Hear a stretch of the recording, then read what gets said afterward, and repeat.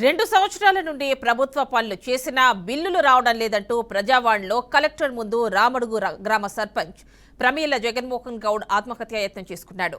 గతంలో మన ఊరు మనబడి ప్రభుత్వ పనులు త్వరగా పూర్తి చేయాలని లేదంటే సస్పెండ్ చేస్తామంటూ బెదిరించడంతో అప్పులు తీసుకువచ్చి పనులు పూర్తి చేసినట్లు సర్పంచ్ వాపోయారు. అయినప్పటికీ ఇప్పటికీ ప్రభుత్వం నుండి రావాల్సిన 60 లక్షల రూపాయల మేర బిల్లులు రాలేదని ఆవేదన వ్యక్తం చేశారు. బిల్లులు రాకపోవడంతో తీవ్ర ఇబ్బందులు పడుతున్నామని వాపోయారు. తమకు న్యాయం చేయాలంటూ జిల్లా కలెక్టర్ ముందు ఆత్మహత్య యత్నం చేశారు ప్రమీల జగన్మోహన్ గౌడ్.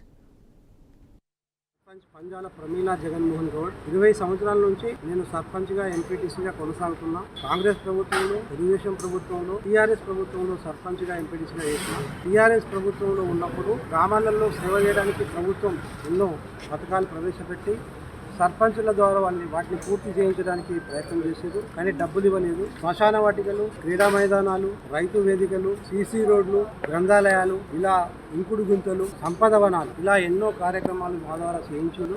కానీ డబ్బులు ఇవ్వలేదు. ప్రతి దానిలో డబ్బులు కొరతనే నాకు సుమారు 60 లక్షల రూపాయలు రావాలి. నేను హైదరాబాద్లో ధర్నాలో పాల్గొన్నా. మా సర్పంచులు గవర్నర్ గారిని కలిసారు, సీతక్కని కలిసారు. అడుగులో నేను చేసినటువంటి గ్రంథాలయం చాలా పేరు వచ్చేసింది.